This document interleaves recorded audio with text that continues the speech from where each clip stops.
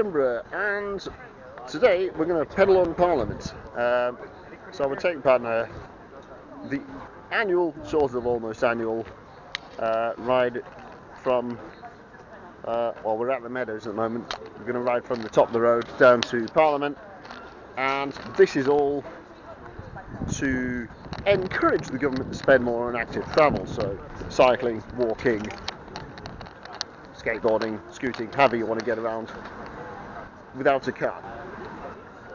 For health, the environment, climate change, you name it. Bikes are good, but the number of cars on the road makes cycling difficult or dangerous sometimes. So, what do we need? More bike lanes, better bike lanes that go from somewhere to somewhere. Gonna put links and details in the description, and probably add a few more pieces to camera throughout the day. After the feedback from the Aaron video, I'm filming this without the waterproof enclosure on my camera, so hopefully you can hear me. But when we start cycling, the camera's going to be mounted on the bike. Okay, let's go.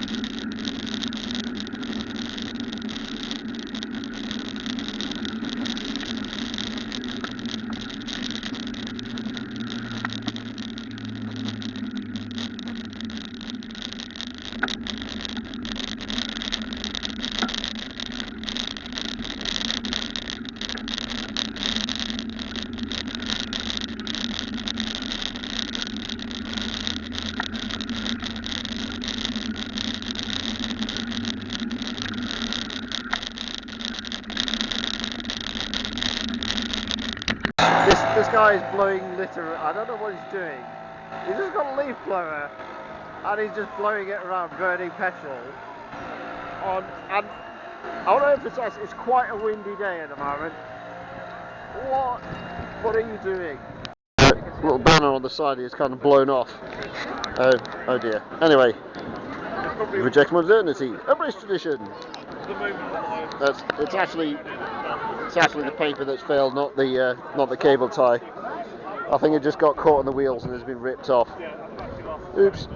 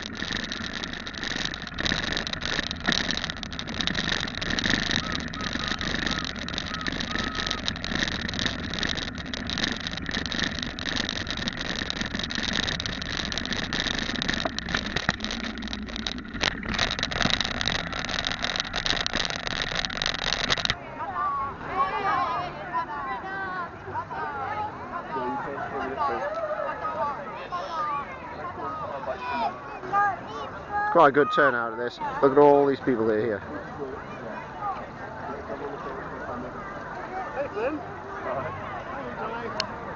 Parliament again, it's a bit of a highlight in the year really, because seeing so many bikes, so many happy, joyful people on bikes here at the Scottish Parliament, it really warms my heart. And it's the capacity and it's the creativity and it's the passion that you all bring in communities here in Edinburgh and right across Scotland that's going to make the difference. I've spoken before about the fact that when I moved to Glasgow, you know, after I was at uni down south, I moved back to Glasgow and I thought, I'm not getting back on a bike in this. It just didn't feel safe, and for far too many people it still doesn't feel safe. But it's not enough just to get over that barrier and eventually get back on a bike and defy that fear. We need to change those circumstances completely. We need to re-engineer our towns and our cities to make sure that it is safe and accessible and inclusive, to do the joyful thing, to get on a bike, to have the cheapest, healthiest, greenest form of transport. And in a lot of our urban areas, it's the quickest and most convenient way to get about as well. So why wouldn't we remove those barriers? I'm delighted that we're now spending the level of investment that Scotland needs in active travel. It's long overdue. It's been going up every year. It's going to go up again to 10% of the national transport budget next year. It's going to be able to make a huge difference. But it's only going to make that difference if you all give the community leadership that is necessary so that we make the best use of it. Because we're living in these weird times when you do something like 15-minute neighbourhoods or low traffic neighbourhoods or low emission zones, and you get told it's some kind of international conspiracy. Well, there is no secret conspiracy. Yes, we'd like people to be able to walk to the greencourse or cycle to school or to work. We think these are good things for everybody, but we need to make sure that we're getting that message out there, communicating with people who've never got on a bike before, who've maybe felt that there's too many barriers or that it isn't safe, and make them feel part of that change as well, so that everybody knows this change will work for them in communities like here in Edinburgh, but right across the country. So thank you for being here, and thank you for being the incredibly powerful, creative bike, walking, wheeling and cycling movement that Scotland needs. Thanks very much. Firstly, it's so wonderful to see so many of you here. It's just amazing. I am, as was already explained, Shelley Hollebeck. I want to talk to you today about Emma Burke-Newman, who's a 22-year-old French-American student who was killed while cycling in Glasgow 12 weeks ago. Sorry, somebody's saying you can't hear me. Emma Burke-Newman was killed 12 weeks ago cycling in Glasgow. Rose and John, Emma's parents, are unable to be with us today because they are at a memorial service for Emma in the United States. They asked me to speak on their behalf, as I am a close family friend and knew Emma since she was a young child, before she was even able to cycle on her own. I am joined by Ruby, Ollie, Abby, Cameron, a number of Emma's friends, classmates and colleagues. Where are you? Make some noise. Okay, over here. Woo! They've come across from Glasgow this morning. And we want to thank the organisers of Pedal on Parliament for giving us this platform today. And a special shout out to Graham, who led the feeder ride in Emma's name from Glasgow this morning in a strong headwind. So let's give it up to these legends right now. I don't even know where you are. Anyway, thank you. Thank you so much. So I could speak for hours on the topic of safer roads, about thoughtfully designed road infrastructure, about the need for better education for all road users, especially when new changes to the highway code are adopted. I could speak about safer speeds, improved enforcement measures, the long-awaited dash cam portal that many of you have been waiting for, and you'll hear possibly more about later.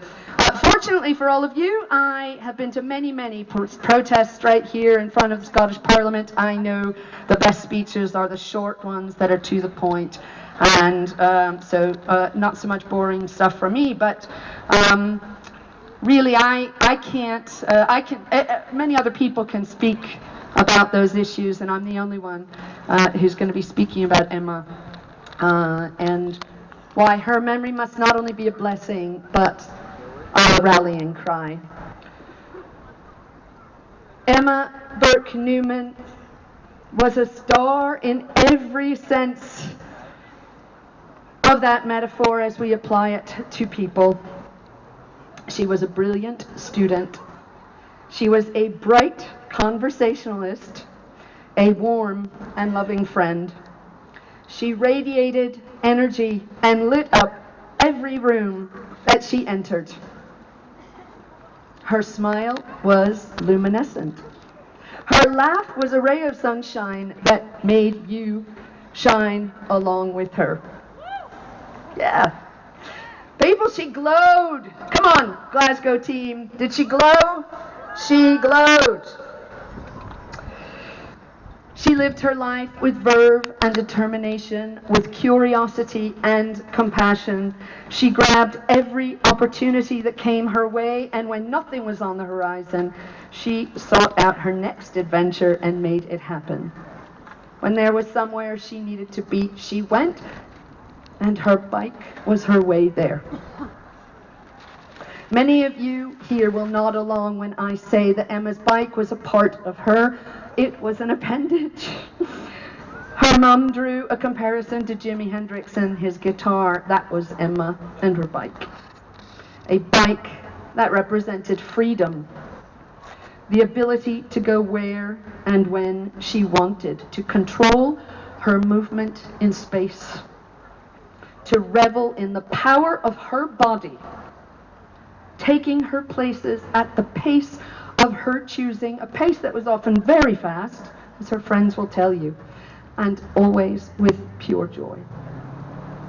To think that Emma's light has been extinguished is more than all of us who loved her can bear. That someone who is so committed to placemaking and the possibilities of more equitable, beautiful, and inclusive cities died because of road design that was neither equitable nor beautiful nor inclusive is a searingly painful irony. That she died on her bike, a cruel injustice. No one in Emma's entourage of much-loved friends and family want to be here next year listening to another bereaved person tell you why their loved one was so special and amazing and irreplaceable and unjustly taken from us all. So, in Emma's name, today we call on elected officials, city and town planners, transportation authorities, cycling activists, and indeed every road user to recommit to safer streets for all as outlined in the Pedal on Parliament manifesto. We call on First Minister Hamza Yousaf, who has based his Fresh Start policy prospectus on principles near and dear to Emma, those of equality, opportunity, and community. No backpedaling. Join me. We call on Patrick Harvie. Not sure. Hi, Patrick. Active Travel Minister and Emma's representative in Glasgow. No backpedaling. We call on Cabinet Secretary for NHS Recovery, Health and Social Care, Michael Matheson, who is committed to increasing physical activity through investment in sport and active travel. No backpedaling. We call on Cabinet Secretary for Net Zero and Just Transition, Mary McKellen, charged with decreasing car kilometre usage by 20% and having more 20-mile-per-hour zones, improved road safety, and low emission zones in our 4 largest cities like Glasgow. No backpedaling. We call on Scottish Labour leader in Glasgow, MSP Anna Sanwar, to stand firm on his party's commitment to more cycle pathways, universal free bus journeys, and other types of active and green travel. No backpedalling. We call on Glasgow City Council, including those councillors who have already met with Emma's family, as well as Glasgow City planners and engineers, working to deliver a citywide cycle network and remediate dangerous intersections like the one where Emma was killed. No backpedalling.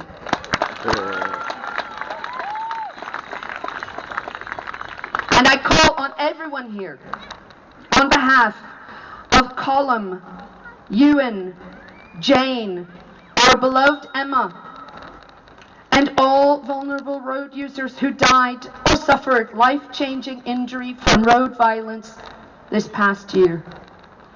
No backpedaling. No backpedaling.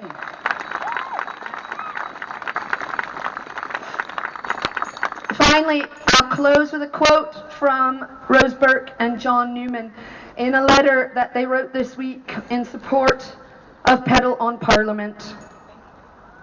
What happened at this junction, we realise, is one case, but also an object lesson pointing to the need for long overdue progress to improve the safety of Scottish roads. Remember Emma,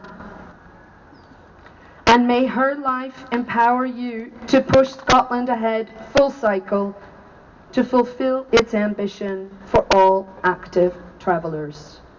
Thank you. It might be I don't reach page 2, but we'll see how we go. I rode over here with my son this morning from Glasgow, and he didn't do a single turn on the front, but that's okay, I forgive him. But on the 30th of November 2021, I had my perceptions of what it is to ride a bike in Scotland altered. Yes, I was deliberately hit by a driver after I dropped my children off at school and I was heading on to work. He was a selfish driver, a dangerous driver, an impatient driver. But it doesn't surprise me that those kind of people exist. It's a shame, absolutely, but I knew that had happened already. However, in the 17 months that have followed, my confidence in our justice system as it currently exists has been shaken.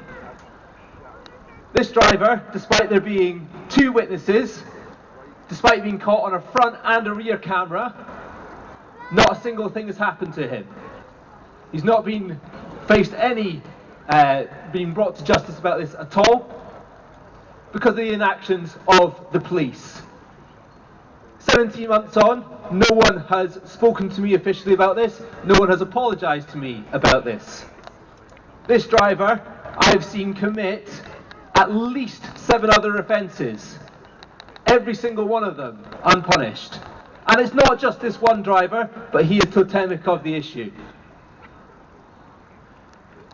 At the moment, our justice system does not take road harm seriously. And I'm asking for that to change. I'm asking for an online reporting system to remove the barriers that make this so hard to report. Do you know how many people here have had to report dangerous driving to the police? Have you had the police then have to come and visit your house for an agreed interview and then not turn up because they've been called away, and we understand that? Explain to you that they can't come and visit you because you live in a different area and they don't have the time to do that? Maybe come and eventually do visit you and collect your USB stick off you. It cost you a £5 and you'll never see that again, or maybe you get to burn it to a DVD, whatever it might be. All of these barriers are there, they don't need to be. The rest of the UK has a portal. I'm asking that today we get a guarantee that the portal will come, that we can remove that barrier. I'm asking that today we get dedicated police officers who understand the laws of the road, and then we can see enforcement happen. I'm asking today that we get guarantees that Scots law will be changed so that we don't have to have the same high barriers to seeing justice brought. That this can be taken seriously. As I say, I can't turn on to page 2 in my sheet because my fingers are too cold. But if there is no accountability, there is no law. And it's not right.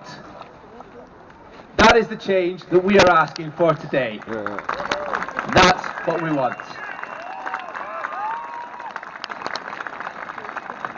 As well. My name is Kirsty Lewin, and I'm here on behalf of the Infra Sisters, and a number of the Infra Sisters helped you cross Forest Road if you came up through the Meadows, so you would have seen some of them. So if you could give them a big cheer, please, because they're amazing women. We campaign for nighttime cycling infrastructure that's safe for women and girls. I love cycling. I think that's really important to say. I love my trips away with my best friend Al as we haul ourselves over summits, shaking that ass and flying down the other side, laughing and singing. I love my day trips with Stella and John, who I think are here with the feeder ride today, on our urban safaris as we check out the good, the bad and the frankly horrific cycling infrastructure around the Lothians, punctuated by cake and coffee. I love being involved with professional folk in spokes, people who've dedicated literally decades of their lives on a voluntary basis on trying to enable more people to cycle more often on safer streets, and they deserve a big cheer, spokes. There's a number of them here today.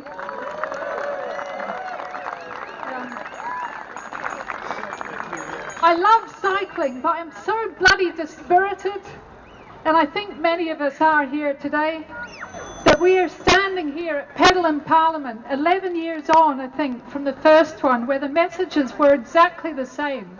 And so many people across Scotland have seen no improvement at all in cycling infrastructure. There's been a lot in Glasgow, there's been some in Edinburgh, but there are parts of Scotland that have seen nothing. So on to the Infra Sisters. I'm so privileged to be part of them. They're an amazing group of women. And we organise mass rides in the winter months. We get up to 170 people cycling through the city together, celebrating safety in numbers, lighting up our bikes with fairy lights, rocking our playlist, even dancing en masse outside the city chambers. And many women and girls face a dreadful dilemma when they're thinking about going out cycling. Do we risk dangerous close-passing drivers and lethal junctions? Or do we risk the off-road paths that have few escape routes, they're isolated, and there are numerous reports of antisocial behaviour, harassment, and even sexual assault by men? The solution should be simple: on-road protected cycle infrastructure on well-lit direct routes with safe junctions. But progress in Edinburgh is desperately and tragically fatally slow. So my message for politicians and transport professionals that are here today, if there are any outside Patrick Harvie, but also to Patrick Harvie, is very simple. I want you to pause, perhaps even close your eyes, and think about the women and girls who aren't here today. The women and girls who've been killed on their bikes. Heather Stronach, who was killed a few minutes from my flat in Portobello in 2020. She was 36 years old. Zeeman So, who was killed in 2017 in Edinburgh's West End. She was 23 years old. Audrey Fife, who was killed in 2011, just up the road from me as well, outside Porty. She was 75. Then there are the women and girls who've been knocked off their bikes by drivers, often very seriously injured, and they're too frightened to get back on again. Their names are not published. Then there are the women and girls whose relatives beg them not to go out on their bikes on the roads in Scotland because they believe it's not safe. Then there are the women and girls who've been hounded off their bikes by aggressive and abusive drivers, been shouted at and even had things thrown at them. Then there are the women and girls who've been assaulted on our off-road paths, some of them in broad daylight. Then there are the women and girls who couldn't get here today because there's simply no safe route to the city centre in Chambers Street from where they live. That's an absolute disgrace. Then there are the women and girls who would cycle, but there's nowhere for them to store a cycle in their house or on the street safely. Then there are the women and girls who would have come here on a public bike scheme, but we don't have that anymore in Edinburgh. So politicians and transport planners, talk and listen to the people here today, because every individual's got their own story, and there are some people here today who worked up a huge amount of courage to cycle to this event, and it's really important you listen to them. But I also want you to remember the women and girls who aren't here today and think about their stories and what they need. In a modern, sustainable Scotland, we shouldn't need a pedal on Parliament every year. I mean, it's great to come here, we all really enjoy it. But why are we still here 11 years on? But we're going to be here, and we're going to continue to be here until politicians stop campaigning against essential schemes, stop procrastinating, stop making excuses, stop compromising schemes with shit designs, and stop prioritising vehicle movements and parking of the safety and comfort of women and girls who just want to be able to cycle when and where they want.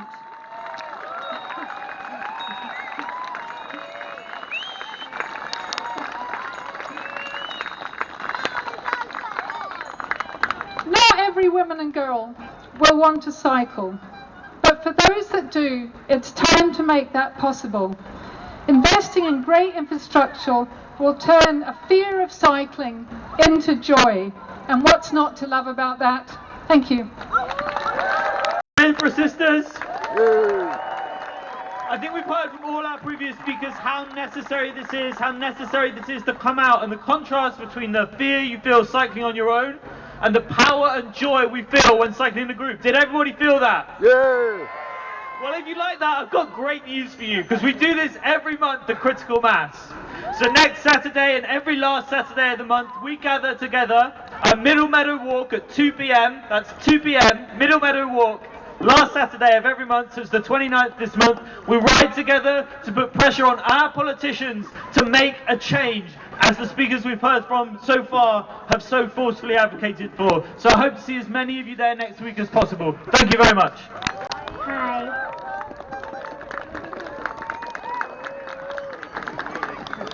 Hi, I'm Edith, and I really like riding my bike. I'm Elspeth. I'm Sophia. We want to talk about the bike bus, which is a thing that happens every 2 Fridays, where everyone as a group from our school and maybe other schools will cycle to school happy and healthy, and we all get to be that group, that chatty, smiling, friendly group, and we get to cycle to school and having fun as well. And I like it because I get to chat to my friends while I cycle to school, and it's a really healthy way to get there. And when we get to school, everyone's happy to see us, and it's really fun to just cycle as that group. And we have lots of adults protecting the roads for us to make sure that we're not getting hurt by cars, because as lots of people mentioned, there are those cars who will try to hurt you, and there are some cars who sometimes don't behave as they should, but we know that we can be protected, and we're that group of children, and we are allowed to cycle on the roads like that. What I would like to say is that although Edith has explained the joy and happiness of all cycling together for the kids and the health benefits and all of the massive community benefits that come from that, it's actually a manifestation of a systemic failure in our system, that every 2 weeks we need to gather together a bunch of volunteers to block roads so that our school children can travel safely to school. And I would like to ask all the politicians here to find their backbones and realise that this is a systemic failure we need to address. Our children have the right, all of our children have the right, to cycle to school safely without calling upon people to stand and block roads from drivers. So please, politicians, will you find your backbones and back this infrastructure which is so desperately needed, as all of the excellent speakers have spoken before me. Thanks very much. End of all the speeches. I hope you heard them all. I hope the cameras picked up all the sound there. Thanks for watching. Like, comment. What do you have? Do you need cycle lanes in your area? Do you have good, bad, indifferent cycling infrastructure? Absolutely want to hear about that. And that's all for today. I'm going to go and find somewhere warm to get a cup of tea.